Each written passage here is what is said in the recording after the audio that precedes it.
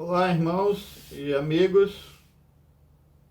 Nós vamos dar continuidade à nossa meditação no livro de Provérbios. Estamos meditando em Provérbios, capítulo 20, verso 27, que diz assim: O espírito do homem é a lâmpada do Senhor e vasculha cada parte do seu ser. O espírito do homem é a lâmpada do Senhor e vasculha cada parte do seu ser. Nós vimos na primeira meditação que o homem não é simplesmente um animal que age por instinto, pelas forças, dos hormônios e da natureza.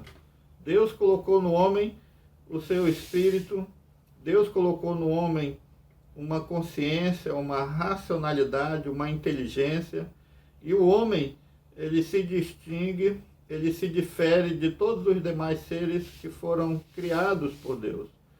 E esse tema da consciência é um tema que é muito abordado na Bíblia, tanto no Velho como no Novo Testamento, mas é mais focado e mais utilizado no Novo Testamento, né? A consciência como uma luz de Deus, né? Uma lâmpada de Deus dentro de nós para nos informar, para nos dirigir, para nos acusar, para nos corrigir. Esse tema sobre consciência é um tema muito que existe muita divergência e debates, né, sobre qual é realmente a natureza da consciência e a sua função. Se você assistiu o vídeo anterior, você deve ter já entendido, né? Nós tentamos fazer uma introdução ao assunto sobre a consciência do homem. Hoje eu queria trabalhar ainda esse assunto sobre a consciência, né? A lâmpada do Senhor que vasculha cada parte do seu ser, né? O mais íntimo do homem. E eu queria começar citando um teólogo puritano chamado Richard Sibbes. Ele viveu entre o século XVI e o século XVII. É um teólogo muito conhecido e muito citado por grandes pregadores como Spurgeon, Martyn Lloyd-Jones, né, e outros modernos também citam muito ele. Ele escreveu comentários da Bíblia e no comentário de 2 Coríntios, capítulo 1, verso 12, ele aborda esse assunto da consciência do homem. Tá? Esse texto de 2 Coríntios 1, 12 diz assim: porque a nossa glória é esta, o testemunho da nossa consciência, de que com simplicidade e sinceridade de Deus, não com sabedoria carnal, mas na graça de Deus, temos vivido no mundo, de modo particular convosco. Então, o apóstolo Paulo, aqui escrevendo sua segunda carta aos Coríntios, ele fala do testemunho da nossa consciência, de que com simplicidade e sinceridade diante de Deus, não com sabedoria carnal, mas pela graça de Deus, temos vivido no mundo e de modo particular convosco. Então, Richard Sibbes, ele fala sobre a consciência como um tribunal de Deus dentro de nós, né? A palavra consciência tem no seu sentido original a seguinte tradução: nós sabemos. Então, consciência significa nós sabemos. Eu sei, Deus sabe. Tudo o que eu fiz, tudo o que eu pensei, todas as minhas motivações, todas as minhas emoções, todas as minhas ações. Nós sabemos. E a consciência é colocada por esse teólogo como o tribunal de Deus. E ele, então, vai esclarecer mais a respeito da natureza da consciência, que Deus estabeleceu no homem um tribunal e que todos estão diante desse tribunal. E ele diz o seguinte: primeiro, que existe um registro. Assim como num tribunal há os registros de depoimentos e de fatos, todos escritos, né, um processo, a nossa consciência, ela registra tudo. Ela toma nota de tudo o que eu fiz e ela mantém esse registro, esse diário atualizado. Nada é esquecido pela consciência. Embora nós esqueçamos, né, de muitas coisas, mas você observa que em determinadas situações, determinados momentos, aquela memória volta do nada. E você relembra algo que você fez no passado, que você pode ter feito há muito tempo atrás. E essa memória, ela vem com uma carga de emoção, né?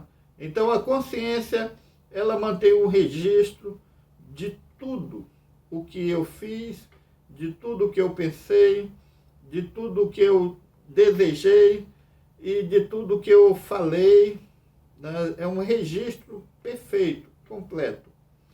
Também a consciência é uma testemunha. Ela é testemunha do que eu fiz. Ou seja, ninguém mais viu, ninguém sabe algo, né, que eu escondi, mas a consciência, ela é testemunha daquela ação, daquele momento, daquela maneira de pensar, daquela maneira de agir. Ela testemunha contra mim. Ela sabe perfeitamente porque eu fiz e como eu fiz. Enquanto que ninguém mais sabe, ninguém viu, a consciência estava lá presente, né, sabendo, vendo, me observando, né? Por isso que a palavra consciência é nós sabemos. Nós sabemos. Eu sei, Deus sabe. A consciência, ela faz essa ligação. Há também um acusador nesse tribunal de Deus. Esse acusador, ele tem a sua testemunha. Ela nos acusa, mostrando que fizemos algo errado, mostrando o que nos motivou a fazer. Ou ela nos desculpa. Ela fala conosco dizendo que não fizemos nada de errado ou que não queríamos fazer. Então a consciência, ela é uma testemunha. E por ser testemunha, ela vai ser uma testemunha de defesa ou ela vai ser uma testemunha de acusação. Também Sibes, ele fala que nesse tribunal há um juiz. A consciência é o juiz. Ela julga os nossos feitos. E ela nos diz que fizemos algo errado, que fizemos algo contrário à vontade de Deus. Então ela julga as nossas ações, mostrando que erramos e nos acusando do erro. Há, então, nesse tribunal, a punição pelos nossos erros. A consciência nos pune. Só que a análise que Sibes faz é que há um pré-julgamento das nossas ações, mostrando para nós que nós erramos e que por esses erros, por essas atitudes erradas, esse comportamento errado, nós vamos ser acusados no julgamento futuro. Então, há uma punição da nossa consciência, mas é uma punição que nos remete a algo que virá mais adiante, quando Deus vai julgar todos os pensamentos, ações e pecado dos homens. Então, ele diz que na nossa consciência já há um lampejo do inferno, mostrando que nós pecamos e que vamos ser julgados e que somos merecedores da condenação divina. Como isso acontece? Acontece quando nós lembramos de algo que aperta o nosso coração, que causa uma angústia, que acelera, e nós sentimos tristeza, nós sentimos angústia por aquela lembrança daquilo de errado que nós fizemos. Há um medo quando nós lembramos de que algo vai vir sobre nós para nos punir pelo comportamento errado, pela ação errada que nós cometemos. Ele afirma que Deus, ele estabeleceu, ele plantou no homem esse tribunal da consciência, onde Deus está no trono. Ele dirige esse tribunal e ele faz o primeiro julgamento e ele nos mostra os nossos erros, ele mostra que somos pecadores, ele mostra que merecemos o castigo de Deus, porque nós desobedecemos a Deus.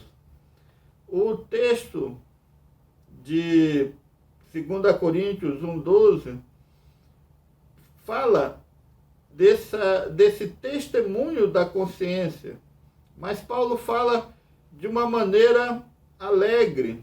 Né? O testemunho da sua consciência é um testemunho que de uma consciência limpa, de uma consciência purificada. Ele fala desse testemunho com simplicidade, sinceridade de Deus. Né? Ele fala de uma alegria espiritual, porque a sua consciência, ela não o acusa de mal, de erros, de pecados, e ele está feliz com Cristo. Há uma sinceridade, há uma simplicidade diante de Deus. Então aqui nós temos duas coisas muito importantes. Primeiro, que o homem sem Deus, ele não tem uma alegria com Deus. Ele não tem uma alegria de estar diante de Deus com simplicidade e sinceridade. Portanto, esse homem sem Deus, ele busca uma alegria exterior, carnal, nos prazeres, nos vícios, nas coisas que podem produzir uma felicidade, mesmo que momentânea, no seu coração, porque a sua consciência, ela o acusa dos seus pecados, do seu comportamento contrário à vontade de Deus. O homem com Deus, ele tem uma alegria espiritual, ele tem uma alegria eterna, porque ele tem uma alegria com Deus. A sua consciência não o acusa, porque ele foi perdoado por Deus dos seus pecados. E agora ele tem uma consciência tranquila diante de Deus, ele tem uma consciência tranquila que não pode agora acusá-lo e julgá-lo. Paulo diz que na graça de Deus temos vivido neste mundo. Temos vivido nesse mundo. O crente, aquele que conhece a Deus, aquele que tem Jesus, ele se alegra na graça de Deus. E a graça de Deus, ela envolve vários aspectos, várias coisas que a Bíblia ensina. Primeiro, que o crente se alegra na sua salvação, na sua eleição, que ele foi salvo, que o seu nome está escrito no livro da vida e que ele vai viver a eternidade no céu com Jesus. Isso é fruto da graça de Deus. Então ele diz que eu estou feliz em sinceridade, em simplicidade, porque eu estou vivendo na graça de Deus. E eu vivo nesse mundo e de modo particular com vocês, essa graça, essa salvação. Ele está feliz porque Jesus o justificou, ele está livre dos seus pecados, ele está livre da sua culpa, portanto, ele está livre desse julgamento da sua consciência. Ele está alegre porque ele está vivendo agora uma nova vida com Deus, uma vida de santificação, em paz com Deus, se relacionando com Deus e crescendo no conhecimento de Deus. Enquanto muitas pessoas buscam a glória das coisas passageiras, buscam a felicidade e a alegria neste mundo, o crente, ele tem a sua glória em Deus, ele tem a sua alegria na graça de Deus. O texto, outro texto que eu gostaria de ler, é Jeremias 9, de 23 a 24, que diz assim: assim diz o Senhor, não se glorie o sábio na sua sabedoria, nem o forte na sua força, nem o rico nas suas riquezas. Mas o que se gloriar, glorie-se nisto, em me conhecer e saber que eu sou o Senhor, e faço misericórdia, juízo e justiça na terra, porque destas coisas me agrado, diz o Senhor. A nossa alegria, a nossa glória, não deve ser na nossa sabedoria, na nossa força, na nossa riqueza, em nada desse mundo. A nossa glória deve ser em conhecer ao Senhor, em conhecer a sua graça, a sua misericórdia. Ele é quem faz o juízo, a justiça, e ele se agrada nisso. Então nós temos que nos alegrar no Senhor. Por isso que Paulo diz que ele tem uma consciência tranquila diante de Deus. Não uma alegria em coisas exteriores, coisas passageiras, no orgulho, na vaidade, mas nessa intimidade com Deus. Ele fala do testemunho da nossa consciência. E ele diz que a nossa alegria está nesse testemunho que produz paz, onde nós refletimos sobre nós mesmos e podemos ver o amor de Deus, a graça de Deus, perdoando os nossos pecados, tirando a culpa. Sabemos quem nós somos, sabemos que Deus está olhando para nós, que Deus é quem é o Senhor da minha consciência. E essa consciência, ela não mais me acusa, porque agora eu estou em paz com Deus. Se a minha consciência me acusa, é porque Deus está me acusando. Eu fiz coisas erradas, eu não falei o que eu devia, e a minha consciência, então, me acusa, mostra que eu pequei e que eu mereço ser julgado por Deus, e eu mereço a condenação de Deus. A consciência, ela nos acompanha em todos os momentos, ela está em todas as situações, e ela é testemunha de tudo o que acontece conosco. Ela sabe o que eu penso, ela sabe o que eu desejo, ela sabe o que eu faço. A consciência é os olhos de Deus vendo tudo em minha vida. Nós não podemos fugir dos olhos da consciência.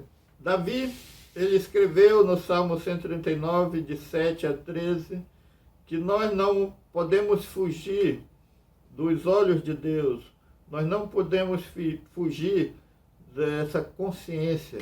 Ele diz assim: para onde poderei eu escapar do teu espírito? Para onde poderia fugir da tua presença? Se eu subir aos céus, lá estás. Se eu fizer a minha cama na sepultura, também lá estás. Se eu subir com as asas da alvorada e morar na extremidade do mar, mesmo ali a tua mão direita me guiará e me susterá. Mesmo que eu dissesse que as trevas me encobrirão e que a luz se tornará noite ao meu redor, verei que nem as trevas são escuras para ti. A noite brilhará como o dia, pois para ti as trevas são luz. Tu criaste o íntimo do meu ser e me teceste no ventre da minha mãe. Então Davi diz que não tem como fugir desse testemunho da consciência, da presença de Deus, por mais escuro, por mais longe, por mais que eu procure esconder das pessoas, a minha consciência está testemunhando de tudo que eu estou fazendo, e Deus sabe, e Deus está vendo, não importa as trevas, não importa o lugar, Deus conhece tudo, porque Ele criou o nosso íntimo, o íntimo do nosso ser. Em Hebreus, no capítulo 9, verso 14, o autor de Hebreus diz assim: quanto mais então o sangue de Cristo, que pelo Espírito Eterno se ofereceu de forma imaculada a Deus, purificará a nossa consciência de atos que levam à morte, de modo que sirvamos ao Deus vivo. Então Deus purifica a nossa consciência das obras mortas, do pecado, para servirmos ao Deus vivo. E isso é maravilhoso. Em 1 Coríntios, no capítulo 6, do verso 9 ao verso 11, o texto diz assim: ora, não sabeis que os injustos não herdarão o reino de Deus? Não vos enganeis, nem impuros, nem idólatras, nem adúlteros, nem efeminados, nem sodomitas, nem ladrões, nem avarentos, nem bêbados, nem maldizentes, nem roubadores herdarão o reino de Deus. Tais fostes algum de vós, mas vós vos lavastes, mas fostes santificados, mas fostes justificados em o nome de Jesus Cristo e no Espírito do nosso Deus. Então, o homem pecador, ele não pode herdar o reino de Deus.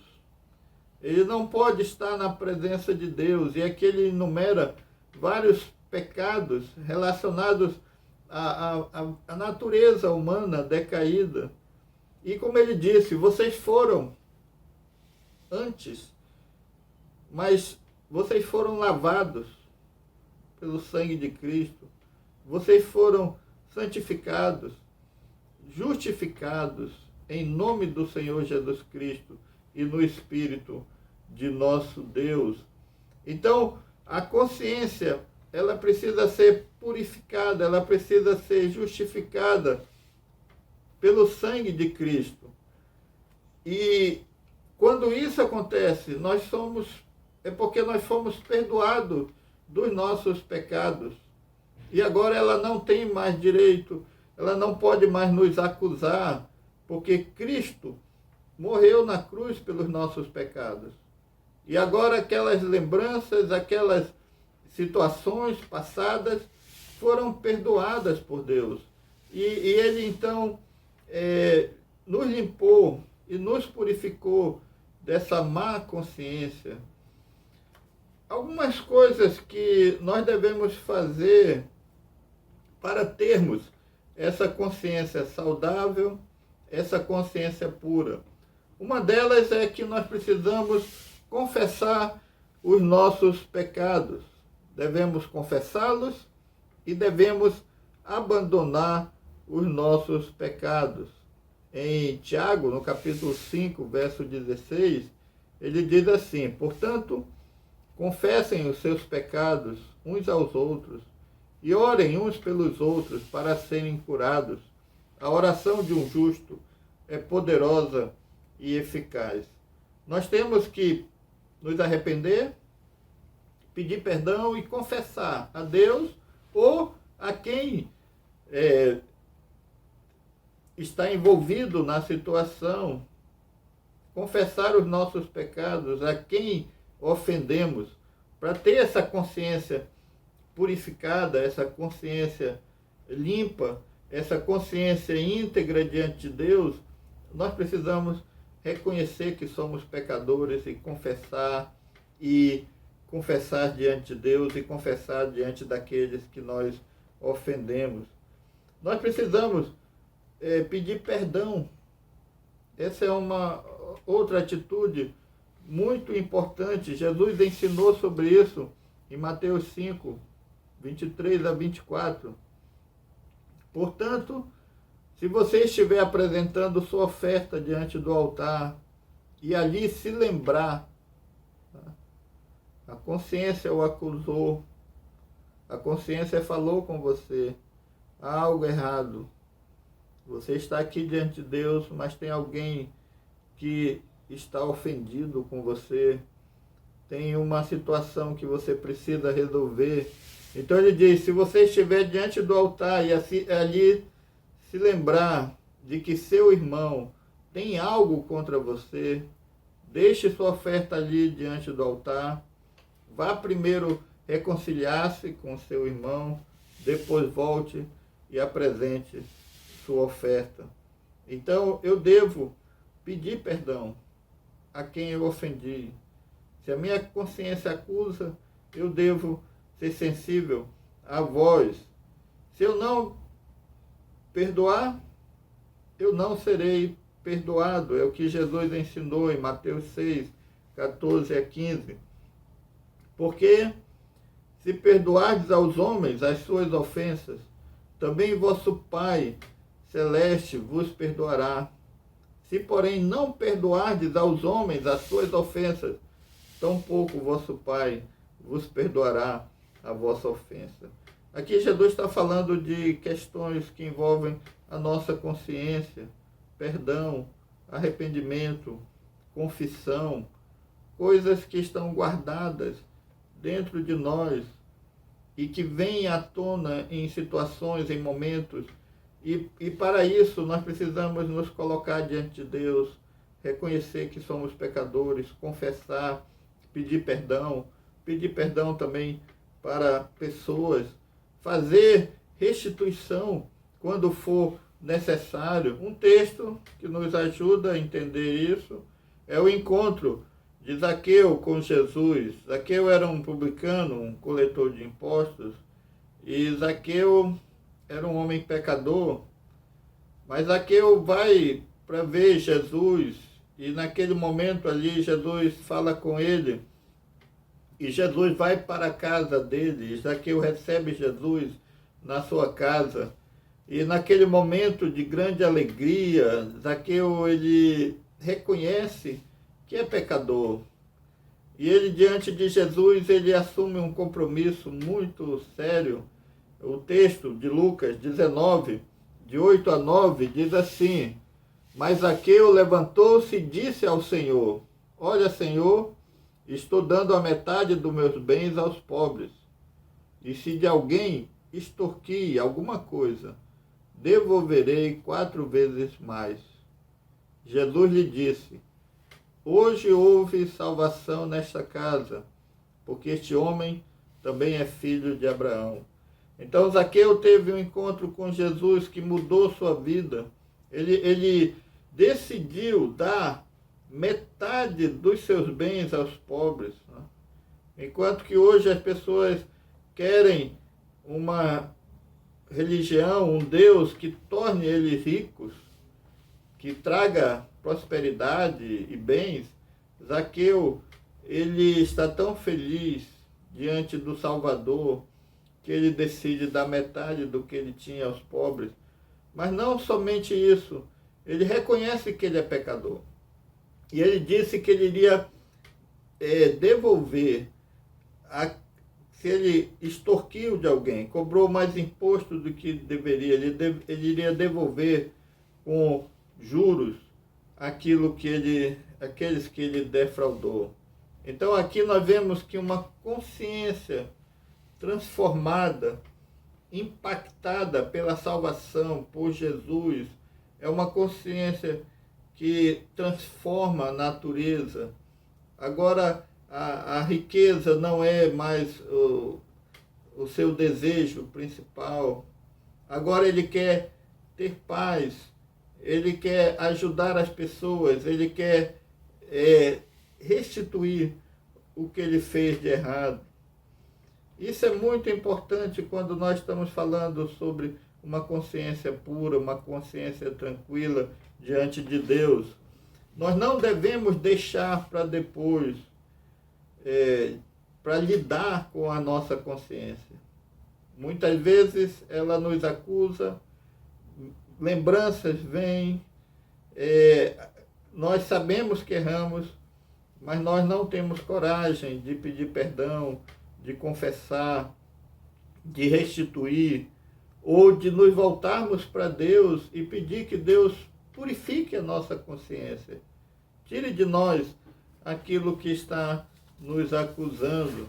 Nós precisamos tratar da consciência logo e não deixar para depois. Por isso que nós devemos orar, confessar, pedir perdão, fazer restituição, reconhecer que Deus, Ele é o Senhor da nossa consciência e Ele pode purificá-la, Ele pode limpá-la.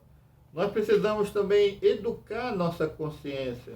O homem sem Deus, ele não conhece a verdade, não conhece aquilo que agrada a Deus. Por isso que nós precisamos conhecer a verdade, conhecer a palavra de Deus. A consciência, ela precisa ser instruída, ela precisa ser iluminada pela palavra de Deus. Por isso que nós temos que ler a Bíblia, nós temos que orar, nós temos que ouvir mensagens bíblicas, nós temos que ir ao culto para adorar a Deus. Esse momento de adoração em que nos reunimos na presença de Deus, o Espírito Santo trabalha em nós, ele fala conosco e ele nos edifica. Então nós necessitamos dessa educação, dessa alimentação espiritual que vem através da palavra de Deus, lida ou ouvida através da proclamação. Essa instrução vai nos ajudar a lidar com os nossos medos, com as nossas emoções, a combater as influências e as tentações do mal. Então a nossa consciência, ela precisa ser alimentada, ela precisa ser informada pela palavra de Deus, para que nós possamos ter um julgamento correto, decisões corretas, atitudes corretas, pensamentos corretos e vivermos essa alegria, essa paz que vem de Cristo. Sendo educada na verdade, a nossa consciência vai ser confiável. Ela vai nos ajudar a tomar decisões certas. Vamos crescer espiritualmente. A nossa consciência vai estar limpa de influências malignas e de tentações, de pensamentos maus. E vamos viver uma alegria que excede todo o entendimento. Então, o apelo aqui é que Deus colocou um tribunal em nós, através da consciência. Ela nos acusa, ela nos julga, ela testemunha e ela nos condena ou nos absolve. Mas esse julgamento, ele é temporário.